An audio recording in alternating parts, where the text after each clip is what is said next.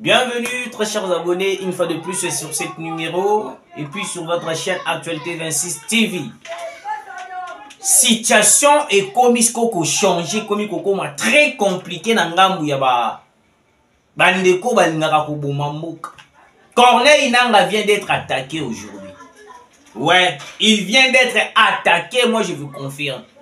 Et puis par rapport à l'actualité autosuite, Corneille Nangaa a kimi déjà Paul Kagame. Akimi Paul Kagame, pourquoi Akimi Paul Kagame? Parce que Paul Kagame, par rapport à Ndenge Marabozo, Paul Kagame risque de livrer Corneille Nangaa entre les mains de Tshisekedi. Parce que la politique, ils ont changé. Vous avez vu une photo au Wapi, Tshisekedi, Kagame et puis le président Xi Jinping Yachine. Dossier est changé. Dossier est changé. La Chine a obligé à Paul Kagame, Sokyo Lingito Salana au accord, to signer un accord partenariat, il faut quitter la République démocratique du Congo.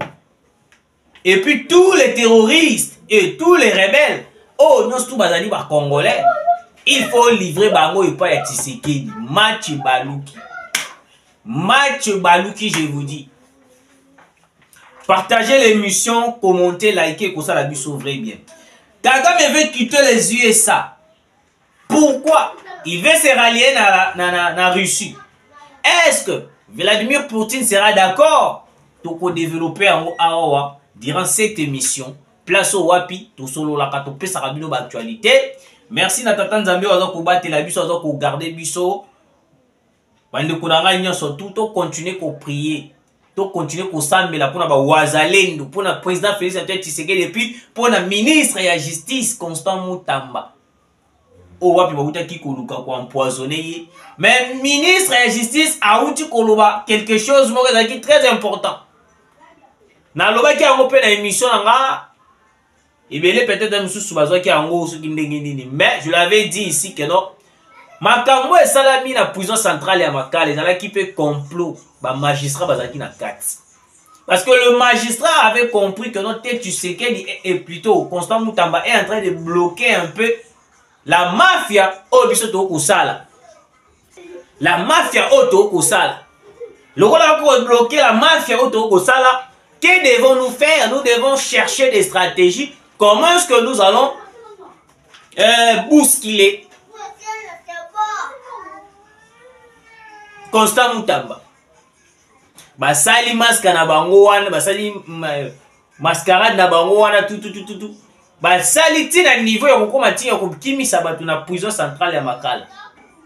En complicité avec des Rwandais, tout des Kabylistes et tout. Je ferme cette parenthèse. Na eli yangote. Na kolobela yango la troisième numéro. OK. Corneille Nangaa depuis toujours.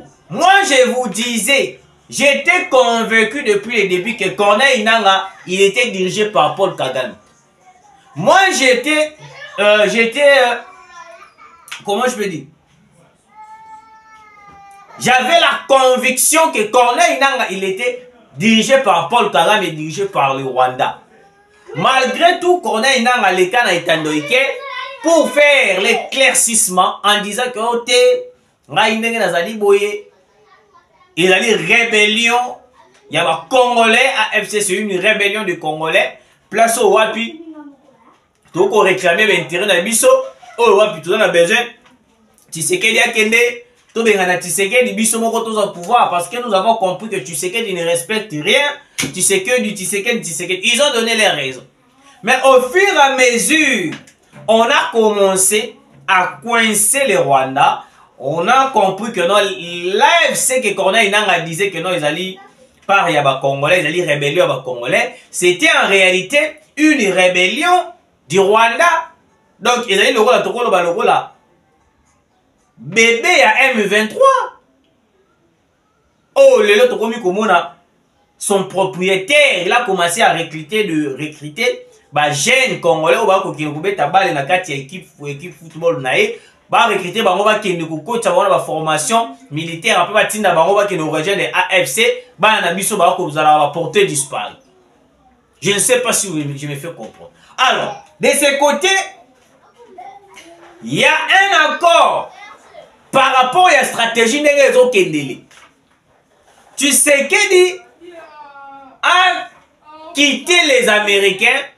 Pourquoi? Parce que nous avons compris que non, dans cette histoire de la guerre de l'Est et de la République, les Américains sont complices. Nous avons beau parler, nous avons tout fait pour que les Américains puissent comprendre que non, tous les soucis de travailler na bango. Mais besoin d'habitude d'aller beaucoup plus, va soutenir biso à 100% pour que to bengana le Rwanda qui est à l'Est de la République. Parce que les États-Unis aussi de leur côté, bazala qui bloqué. Parce que les États-Unis, depuis Kabila il était au pouvoir, les États-Unis avaient aussi quelques accords noirs avec le Rwanda, qui menaçaient l'Est de la République, fait semblant comme si vous réclamez quelque chose, et puis moi je viendrai proposer les dialogues pour que vous négociez en retour. Bon, signer l'accord, moi je vais bénéficier de minerais. Yango Boni, tant au conseil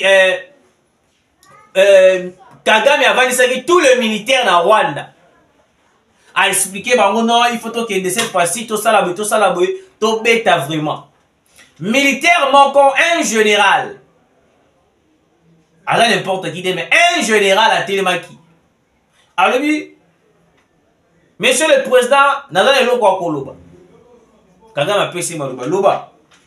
Alors lui, monsieur le président monsieur le président du Rwanda, Paul Kagame, depuis qu'on a commencé à faire la guerre contre la RDC, c'est nous qui tombons de victimes. Et puis, le minerai au biso Tohokozwaka, Tohoko bénéficier na yangote. Mais au contraire, c'est les Américains, les Français qui en profitent. Alors, avantage na biso ezali nini? Na oto kosala. Parce que depuis ton guerre oyo avantage des américains, il y a français, nous on ne bénéficie de rien. Au contraire, tous à la tuer, massacrer. Alors que la RDC a salabiso de l'autre côté. Paul Kagame a tali. Alors qui vertige. Abi bukangaye bosoye bukenaye kuna. Ne yango moni après na coup outi ko le Rwanda, Paul Kagame a limogé tous les généraux, a limogé les militaires na ebele. Donc il a compris que les militaires na conscience c'est comme kozonga. Comment est-ce qu'un militaire au moins ko futa mbongo akoki ko koma na penser wana. Ne Paul Kagame est en vanda kaba makambo tout temps azu ba soins médicaux na Pays-Bas makambutu. Avant d'être non, malgré la joie militaire wana na kei ba kangi ba zu ba bomie, mais azaki peut-être une raison. Mais comment est-ce que moi je peux toujours commencer à travailler pour le bénéfice des Américains? Voilà, c'est Paul Kagame. Comment est-ce que je peux continuer toujours à être un marionnette des Américains? Plus grave encore, pendant la réflexion de Paul Kagame, les Américains, la négociation avec la loi, les Américains appellent Paul Kagame pour retirer ses hommes. Paul Kagame a dit voilà. Et ça vraiment makambo militaire nanga lobaki. Paul Kagame en ce moment cherche à tout prix à quitter les États-Unis pour se rallier à la Russie. Nakoya nango les aller deuxième point na biso. Ils allaient deuxième point na biso. Tous ont la première point. La carte, il premier point d'abisso, écoutez très cher Congolais. Corneille Nangaa, lâché par Paul Kagame, vient de prendre refuge à Kampala. Toutes les stratégies aux alliés kokende na Chine. Na minute oyoyo, Paul Kagame avait accepté de retirer ses hommes sur le sol congolais. Parce que quand vous retirez vos hommes sur le sol congolais, la Chine avait obligé à Paul Kagame, avant que je puisse faire un accord avec vous, les Rwandais, tout d'abord, première condition étant que pays développé, grande puissance, je vous impose de retirer vos hommes sur le sol congolais. Les RDF, les M23, l'AFC babima. Et puis la deuxième condition que la Chine a obligé à Paul Kagame Izali, tous les Congolais qui sont dans la rébellion, ils sont dans la M23, ils sont dans la AFC. Ba oyo ba kombo na bango yebani. Ba Jean-Jacques Mamba, ba Corneille Nanga, bango nyonso wana il faut livrer bango. Il peut être Tshisekedi. Oh! C'est vrai ça. Paul Kagame a simbi mutu.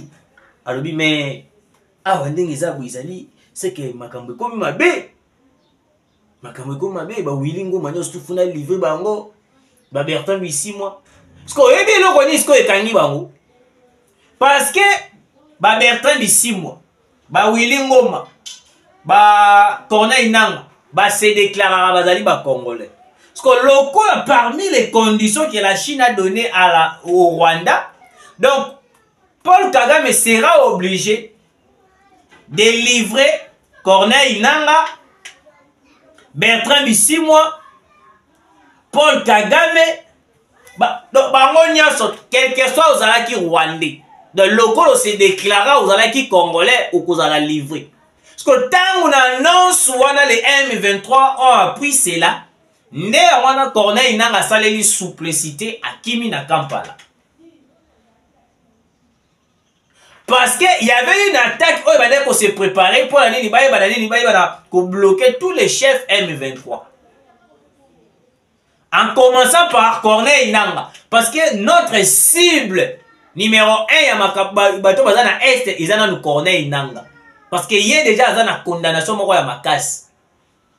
Ne par là na attaque engake salama wana o Kagame a instruit ba militaire na ye ba balali ni ko attaquer Corneille Nanga ba kangaye ba maîtriser ye pour kaza la livrer la Kinshasa. Corneille Nanga zui fuite Kampala.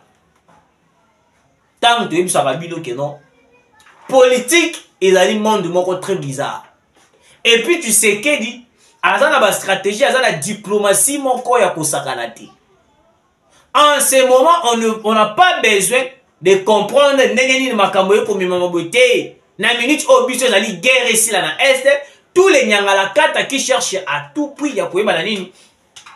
Kokote la biso kosala to koyeba na kunyata bango. Ouais, je vous informe. Parce que Corneille Nanga pensé peut-être que noté ndenge to ko kindeboye ngai vraiment na kozwa bokonzi na kokoma président de la République. C'est ce que Corneille Nanga a pensé. Oui, c'est ce que Corneille Nanga a pensé. Moi, je vous disais Corneille Nanga, Jean-Jacques Mamba, Bertrand Bisimwa, Willy Ngoma. Moi, je vous disais chaque jour sur mes émissions que non, Paul Kagame travaille pour ses intérêts. Bon, on va aventir, hein. Na minute, oh, la carte a changé. Paul Kagame déjà a commis un trouble mentaux. Santé, ils ont dérangé Ernio surtout, surtout Makile, les Congolais, et comme il réclamait, il était aux Pays-Bas pour la soin directement à quelqu'un qui a sommet africain, place au Wapi Bakutana qui na William Ruto, à Beleli à Lembi, à William Ruto Sungangai. Ngai ndenge bosoki botiki ngai makambo ekobeba tala Tshisekedi makambo linga sala ngai William Ruto ozali ka moto moko na tikali na ye bangola bazali ba petit joueur ba Brazzaville ba petit joueur Tanzanie kuna balukeli ngai William Ruto sunga ngai so tiki nga la minute ndenge be Tshisekedi akusakana nanga na ndenge akusakana. Donc William Ruto soki o tiki ngai espoir ici. William Ruto a ebisi alobi na minute oyoyo il a fallu au sein la kaka plan au américain ba esaki okolongola ba militaire. Parce que na minute on dabe biso no tout komi coincé. États-Unis kuta komi coincé bongo siko ngai yoyo Kenya na kozala ndenge nini. Ne par là, Paul Kagame atala non. Ah, maé les soukingaï. Ah, maé les a les sous-soutés. Que dois-je faire en ce moment? Il s'est rendu en Chine. Il a rencontré Tshisekedi. Atala lui Tshisekedi a l'ingaraté to kutana. Mais to kutani. Par rapport au dialogue na le président Xi Jinping, n'est pas obligé qu'il y ait le deux options là en question. Parce que la minute où les Américains vont se tourner contre Paul Kagame. Bon, moi, je déjà un coup d'état en Rwanda. Les Américains sont hypocrites dans le oui. Parce que Corneille n'a pas de souci qui est comme président de la République. Ndenge Mouza Ayaka Kotaka, Maboko Pamba Zotamboula Liboso, Rwandais na sima, Ougandais na sima, pour na kubeta masas, ngape fu basala ya ngabo. Il a oublié que non, Mouzé Laurent Désiré Kabila, après avoir causé l'acte, il a été assassiné. Il a été assassiné. Signer un accord avec le diable, c'est très compliqué. Vaut mieux accepter la pauvreté, de vivre tout près du Seigneur, que d'accepter la richesse, signer un accord avec le diable, parce que tu seras malmené toute ta vie. Malmené toute ta vie. Ce n'est pas pour rien. Langage moko congolais balobaka keno ya nzambe yaka na escalier, ya Satan yaka na ascenseur. Nde loko Corneille nanga kindaki koluka. Plusieurs éléments AFC se dirigent à Brazzaville et Angola. Au moins Brazzaville, pays yo Brazzaville. Il y aura le monsieur le président de la République, à votre retour, vous devez donner des ordres et des instructions pour que tout renforce le sous Brazzaville. On n'a pas besoin de voir. On n'a pas besoin d'être surpris par le Congo-Brazzaville de nous attaquer une fois de plus. Parce que plusieurs éléments AFC à Corneille Nanga, Kimeli na Brazzaville, nous sommes allés en Angola. Des places où on a la révélation pour vous dire que non, na Angola, kuna, na frontière, il y a Angola, on a pu arrêter des armes, de munitions, des tenues militaires rwandais. Oh ouais, puis balingi va attaquer le sous-Congo central. Vous voyez? Alors Corneille Nanga, déjà, Kagame a tiki. Attaque et Salamaki contre Corneille Nanga dans le vité. C'est que réellement, Makamoto Yokaki, il y a Salama, balingi va livrer biso. Je dois être souple. Il faut na Kima. Akimi na Kampala. Mais à quoi ça va Kampala, pena Rwanda, pe bazala bawa, pe Pwindengi Moko. Malgré tout, la carte ya makambo no soutien ko kende boye. Museveni nana se déclarer, nana se prononcer. Nana lobby le côté, nana bimisi moté. Oui, nana bimisi mo moroté que non soutien boyete. Si qu'on a carte ya makambo no sto Corneille nanga Kimeli. Kagame, pendant qu'il est la Chine, veut quitter les USA pour se rallier à la Russie. Ah! Kagame a komi kotala pe ba avantage ya mboka na ye. Soki tokendaka na ndenge Tshisekedi ayebisaka Kagame, tosala un accord, to signer un accord gagnant-gagnant 50-50. Mais peut-être dans la minute où l'industrie est minée et tongama tosala makambu ya grave. Mais vu que Corneille Nanga alandaka makambu ya Paul Kagame le kola boyaka, Paul Kagame le kola a influencé bango nyonso tu wana à travers police Kanambe Kazemere bango nyonso tu balanda kuna. Parce que Paul Kagame le kola boyikotaka accord au Tshisekedi na yebisaka ya ba 50-50. Les lois ont se retrouver dans le pétrin. Dans le pétrin. Aïe, bah, ils soutiennent Nini au sala. Aïe, bah, ils soutiennent Nini au mana au penser na sala les sous pour qu'elle s'en sortir. Parce que la minute où tu sais carte tu sais qu'il a commis bêta et commis un niveau moussou. Na degré que la Chine à cause de la RDC pas comment imposer nga ba condition ya boy. Ah mais non, c'est que tu sais qu'il a négocié dans dengue ya likolo. On vous avait dit ici que non. Les Congo a des minéraux. Nous sommes capables de faire un accord plus puissant par rapport à les pays africains. Pourquoi les Occidentaux visera toujours la RDC? Parce qu'ils savent comment est-ce que la RDC a de minéraux.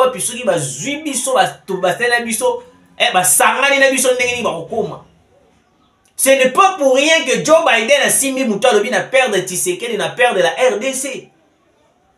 Est-ce que maintenant les États-Unis peuvent regretter d'avoir perdu le Congo-Brazzaville? Moi je ne pense pas. Est-ce que les États-Unis peuvent regretter d'avoir perdu le Rwanda, l'Ouganda, l'Angola? L'Angola on a écouté pétrole, à moins qu'il y ait un minerai. Mais en République démocratique du Congo, tout le minerai du monde, ils vont se retrouver à Wawa. C'est pourquoi beaucoup de monde dans les États-Unis regrettent qui m'a cassé. Pourquoi? Paul Kagame a yoki bangote. Bango souci na bango ezalaki. Ba mema biso la logique na bango. Voilà comment est-ce que Corneille Nangaa s'est retrouvé. Etikali sikoyo ba oyo wana ba Willy Ngoma ba Bertrand Bisimwa. Bango petana bango ezali kanite. Vous serez arrêté transféré na Kinshasa. Lokwa mina bolo ba congolais. Pas de problème. Beaucoup ya ko subir prison ndolo. Corneille Nangaa en ce moment, il est à Kampala, place au roi Piazzo Landela ba soins médicaux parce que Abibé nga seigneur de guerre mais masaso ebeta ki wana pona koya ko zwaye kaka boy. Ah Corneille Nangaa. Alors Kagame veut quitter les USA pour se rallier à la Russie. Pour se rallier à la Russie, vous devez être conforme. Na ba condition nyos tout ba kopesa yo. Il faut à la pays moko ou image na yo ezali bien dans le monde. Il faut à la pays moko ou tambola na sincérité. Mais Paul Kagame tant a proposé parce que je vous avais dit l'autre fois il y avait aussi une délégation de la Russie na Chine. Kagame voulait en profiter pour faire un accord avec la Russie aussi. La Russie a dit maintenant, moi je ne peux pas se rallier avec vous alors que vous tuez à l'est de la République démocratique du Congo le pays où ils ont appartenu à la BRICS. Mais Kagame a vendu le mais c'est pas possible ça. Comment est-ce que de l'autre côté la Chine m'oblige à faire ceci, cela? Ah, on a zongi la Chine, mais on va obligé. Quel accord RDC a signé na Chine na Russie oyo bango mibale wana bakomi ko pesa nga ba condition boy. Ne c'est par là Paul Kagame a vendu le vité. Si je continue comme ça, je vais perdre tout le pays le plus puissant. Parce que la minute déjà, le Rwanda a commis une position de faiblesse. Parce que les États-Unis d'Amérique ont préparé le deuxième coup d'État contre le Rwanda. Pourquoi? Parce qu'ils ont compris que non, Paul Kagame, il a compris que non,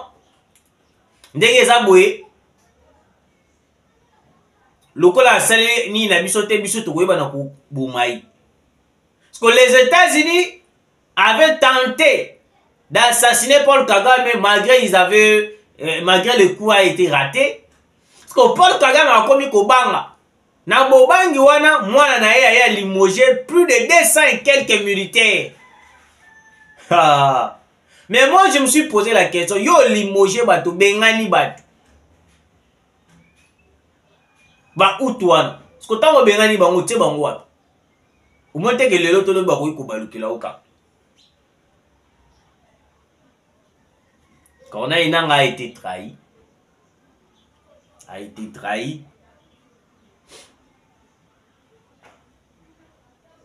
Paul Kagame est bloqué. Les accords pour nous signer avec la Chine et la Russie, et il faut aussi se soumettre à nos besoins. Il y a RDC. Au cas contraire, nous ne serons pas à mesure de signer un accord avec vous. Pourquoi? Parce que le monde entier parle de vous comme un pays sanguinaire, même Yomoko, un président sanguinaire. Alors, fin débat, vous devez vous retirer de la République démocratique du Congo pour être éligible dans le partenariat Russie et Russie, la Chine. Au cas contraire, vous n'êtes pas éligible, vous devez rentrer chez vous. Paul Kagame va dire le nom. Awa, Maëlle Silinga, naza sous le pour ça la té, faut qu'on ait des conditions de sécurité. Donc, on a troisième numéro pour continuer. Merci de nous avoir suivis. Tout le temps, Malasima.